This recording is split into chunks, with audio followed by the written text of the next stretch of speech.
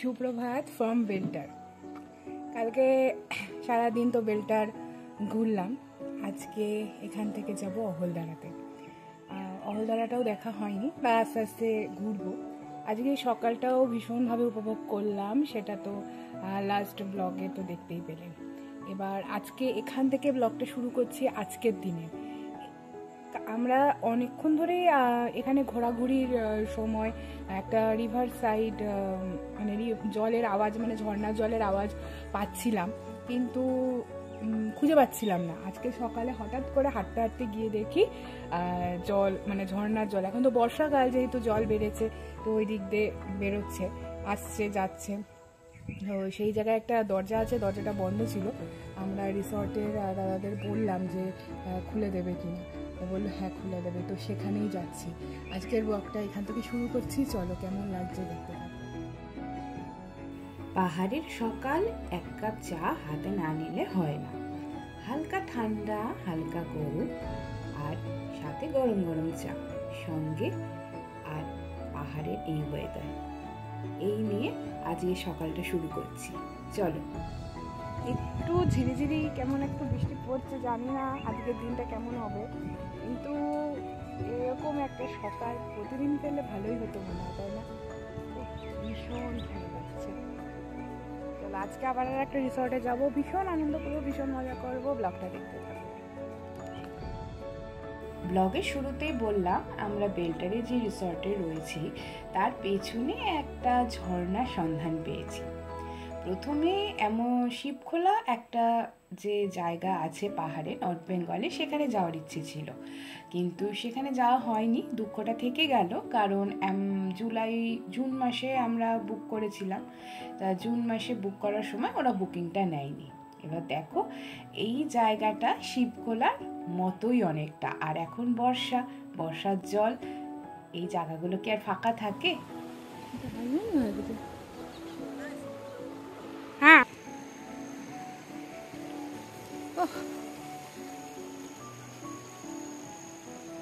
কি সুন্দর, দারুণ লাগছে, দারুণ।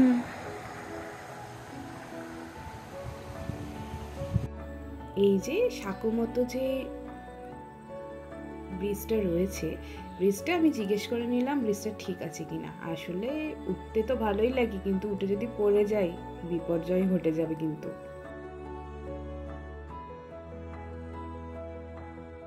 थैंक यू वो खुलने के लिए, बहुत ही अच्छा है। কি সুন্দর লাগছে।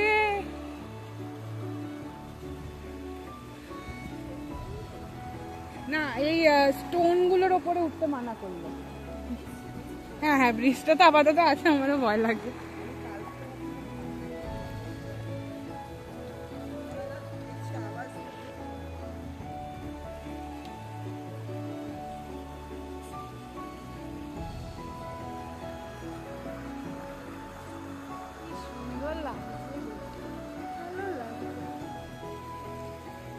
এত ভালো লাগবে ভাবতে পারিনি।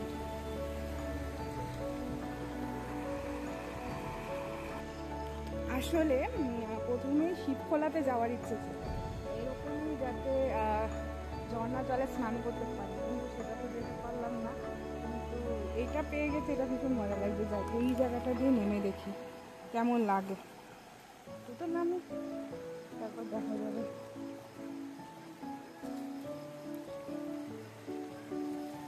হ্যাঁ,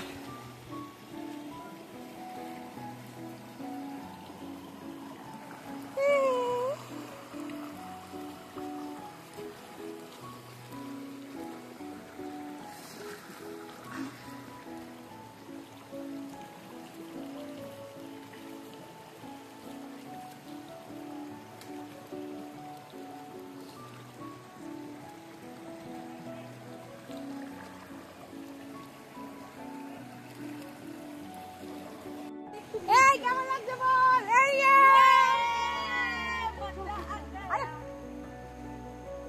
এই ব্লগারকে সম্মানও দিতে হবে।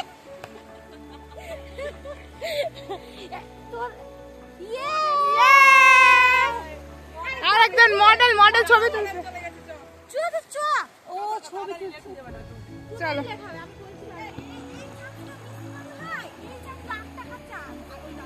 লাখ টাকার চান্স, একদম সত্যি কথা। মানে এইটা আনএক্সপেক্টেড জিনিসগুলো সবসময় ভালো হয়।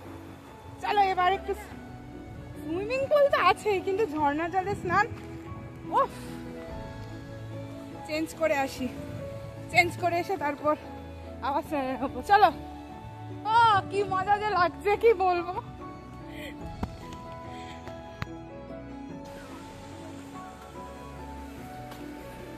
নাচতে নাচতে তো গেলাম স্নান করব, না নাচতে নাচতে গেলাম স্নান করবো বলে, কিন্তু না এখানে স্নান করতে না করলো। যাই একটু পা ডুবি আসি। চল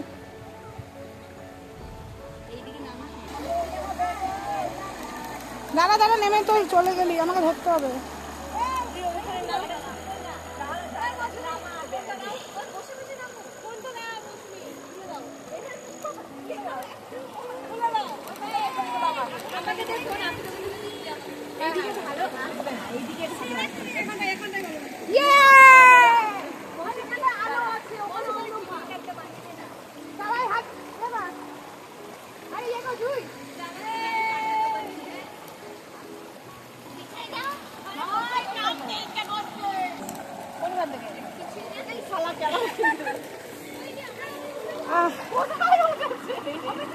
কি যে ভালো লাগে যে, ও হো হো কি ঠান্ডা জল। এই জলে স্নান করা যায় বল, কি ঠান্ডা। আমি লাইনে আছি।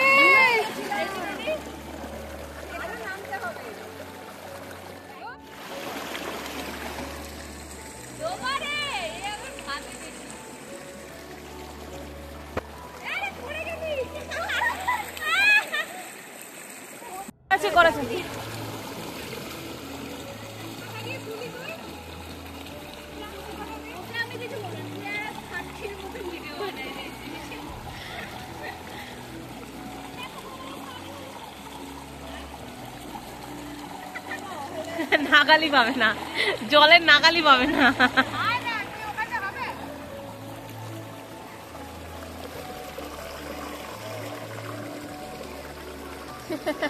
ডিগবাজি খেলো, খেলো ডিগবাজি।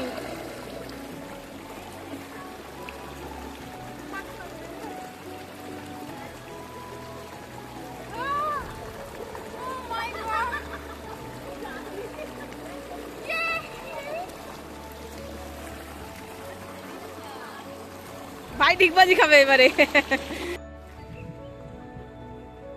ব্রেকফাস্ট ডান, রেডি হয়ে নিয়েছি। এবার এটাকে টাটা বাই বাই বলে নেক্সট ডেস্টিনেশন অহলদারা। চলো, যাওয়ার পথে কিছু সাইট সিন আছে, সেই সাইট সিনগুলো দেখতে দেখতে অহলদারাতে পৌঁছাবো। চলো দেখতে থাকি। বেলটারের যাত্রা এখানেই শেষ, এবার আমাদের অহলদারা যাত্রা শুরু। রাস্তায় অনেকগুলো সাইট সিন পড়বে, সেগুলো দেখতে দেখতে যাব। তার আগে বলে দিই, বেলটারটা আমরা খুবই ভালোভাবে আমরা আনন্দ করলাম। হ্যাঁ, বেরোতে দেরি হয়ে গেল, কিন্তু একটা জায়গায় গেছি, সেই জায়গাটাকে উপভোগ করবো না তা তো হয় না। আগের দিন বিকেল থেকে জলের জলধ্বনি বা জলকলধ্বনি যেটা বলা যায় সেটা শুনতে পাচ্ছি, কিন্তু সেটা কোথায়? এবার সেটাকে যখনই আমরা আবিষ্কার করলাম যে হ্যাঁ বেলটার রিসর্টের পেছনেই এটা রয়েছে, এবার সেই জায়গাটাকে উপভোগ না করলে হয় বলুন? সেই জায়গাটাকে সুন্দরভাবে উপভোগ করলাম, দেখলাম তো। এবার আমরা অহলদারার পথে এগোচ্ছি। আর যেহেতু বর্ষাকালে গেছি, তা পাহাড়ি রাস্তায় হালকা মেঘ, হালকা বৃষ্টি, হালকা কুয়াশা সবটাই থাকবে। রাস্তার পাশে চা বাগান এবং এরকম ঝাউবন, ঘন কুয়াশা আর ঘন সবুজ অভয়ারণ্যের মধ্যে দিয়ে, পাইন ফরেস্টের মধ্যে দিয়ে আমাদের যাত্রা শুরু হলো অহলদারার পথে। কি এক অসম্ভব মায়াবী রূপ, দেখলে চোখ ফেরাতে ইচ্ছা করে না। চলো রাস্তাটাকে উপভোগ করো, আর আমরা পৌঁছাই আমাদের পরের ডেস্টিনেশনে।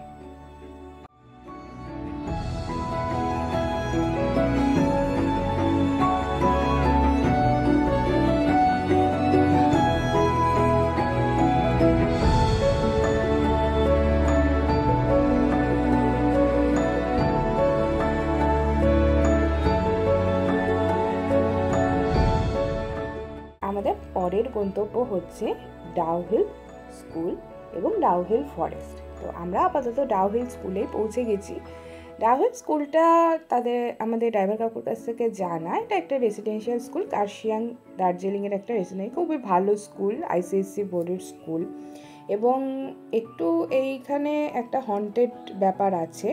এটা প্রথমে ইউরোপিয়ান চিলড্রেনদের জন্য তৈরি করা হয়েছিল এবং পরবর্তীকালে ইন্ডিয়ানসদের জন্য খুলে দেওয়া হয়, কিন্তু এটা একটু হন্টেড এরিয়া এবং এখানটা আমাদের একটু সাবধানেই যে থাকতে হয় বা চলতে হয়।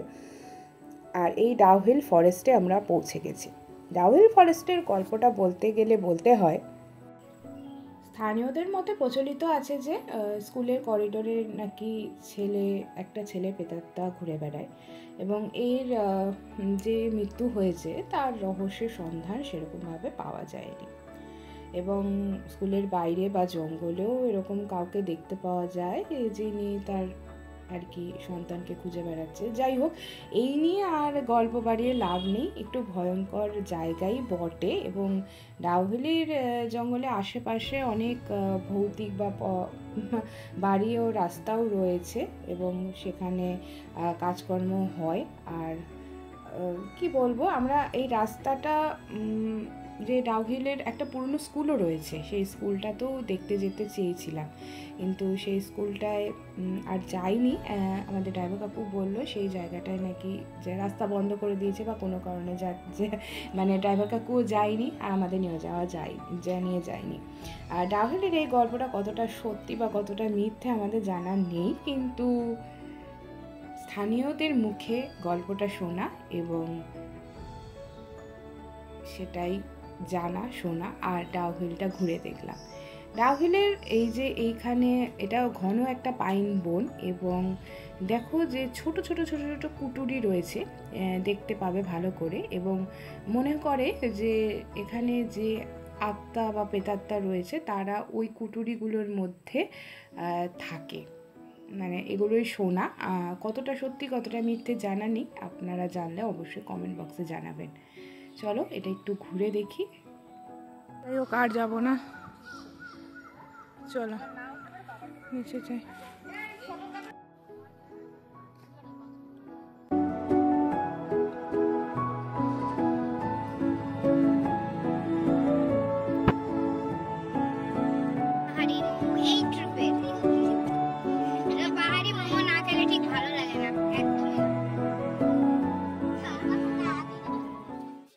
নাও, ডাউহিল ঘোরা শেষ।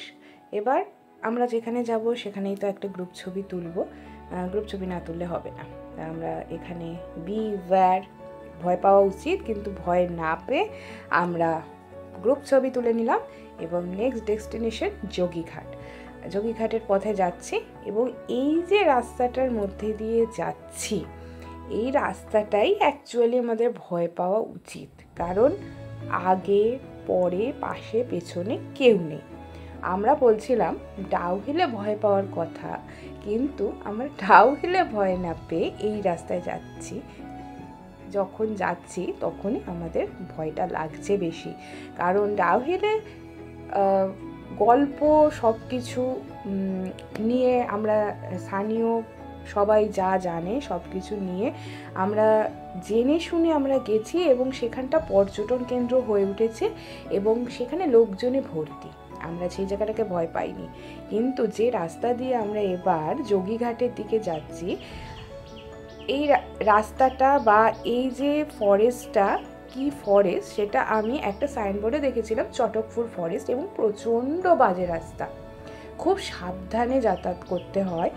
আর আমাদের যে ড্রাইভার কাকু ছিল সেও ভীষণ ভালোভাবে আসতে চালিয়েছে, কারণ প্রথমত বর্ষাকাল, এখান দিয়ে লেপার্ড যাতায়াত করতেই পারে। আমরা তো সেই ভয়কে না তোয়াক্কা করে আমরা চলাচল করছি। আর সবথেকে বড় কথা, আমাদের মধ্যে যে জুই ছিল সে তো বলেই বসলো যে যদি এই সামনে দিয়ে একটা লেপার্ড যায় তাহলে তো আমাদের ট্রিপটা সাকসেসফুল। যাই হোক, আমরা চটকফুল ফরেস্টের মধ্যে দিয়ে এসেছি এবং অবশেষে যোগীঘাটে পৌঁছে গেছি।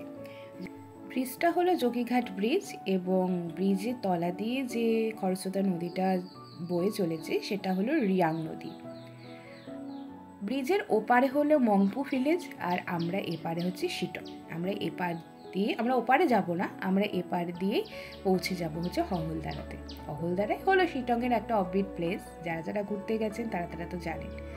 হ্যাঁ, এই শিটং আর মংপু ভিলেজকে যোগ করেছে হচ্ছে এই যোগীঘাট ব্রিজটা। অপূর্ব সুন্দর, একটা সুন্দর সময় কাটানোর জায়গা, এবং ফ্যামিলি যদি মনে করে যে পিকনিক করতে আসবে তারাও পিকনিক করতে আসতে পারে। আশেপাশে যারা থাকে তারা তো এখানে পিকনিক করার জায়গা, কিন্তু আমরা এত দূরে থাকি তো এখানে এসে পিকনিক নিশ্চয়ই করা যাবে না। যাই হোক, আমরা ভীষণই সুন্দর একটা সময় কাটালাম এই যোগীঘাট ব্রিজে, অনেক ছবি তুললাম। এবার ছবি তুলে পরের ডেস্টিনেশনের জন্য এগোই চলো। সাধারণত আমার শরীরটা খারাপ করে না, কিন্তু হঠাৎ করেই দেখলাম খুবই শরীরটা খারাপ হয়ে গেছে। কারণ আমাদের বেলডার থেকে অহলদারার রাস্তাটা অনেকটাই দূর। একটু প্ল্যানিং মাফিক করলে হয়তো ভালো হতো, হয়তো একটু প্ল্যানিংয়ে গন্ডগোল হয়ে গেছে, কিন্তু ঠিক আছে, ঘুরতে গেলে এসব হয়। শরীর খারাপ হলেও শরীরটাকে সুস্থ করার জন্য ওষুধ রয়েছে, ওষুধ খেয়ে নিয়েছি, কারণ একটা সময়ও নষ্ট করলে চলবে না। চলো এবার আমরা এগোই, এবং আমরা শিটংয়ের পথে এগোচ্ছি। অহলদারাতে অর্ধেক রাস্তা অবধি পৌঁছেও গেছি। অহলদারা পৌঁছে তোমাদের সাথে আবার পরে দেখা হবে। এবার পুরো গা গোলাচ্ছে, মাথা ঘুরছে, এরকম হয় না, কিন্তু এই রাস্তাটা প্রচণ্ড বাজে, প্রচণ্ড। অহলদারার এটা মিড পয়েন্ট, এখান থেকে ঢুকতে 50 টাকা নিল, 50 কি 60 টাকা, পার হেড 10 টাকা করে নিল এখানটা। যেহেতু এটা হচ্ছে সিনকোনা টি গার্ডেন, এবং এখান দিয়ে ঢুকে আমরা এই ব্লগে অহলদারার রাস্তায় পৌঁছে গেছি, এবং পরের ব্লগ থেকে দেখতে পাবে যে আমরা অহলদারায় কী করে ঘুরলাম, কী করলাম না করলাম। চলো ব্লগটা এখানেই রাখছি। আশা করি ব্লগটা তোমাদের সবাই ভালো লেগেছে। চ্যানেলটা প্লিজ সাবস্ক্রাইব করে দিও, শেয়ার করে দিও, ভালো লাগলে কমেন্ট করো, একটা লাইক করো, তাহলে ভালো লাগবে আরও। চলো আজকের মতো আসি, পরের ব্লগের অপেক্ষায়।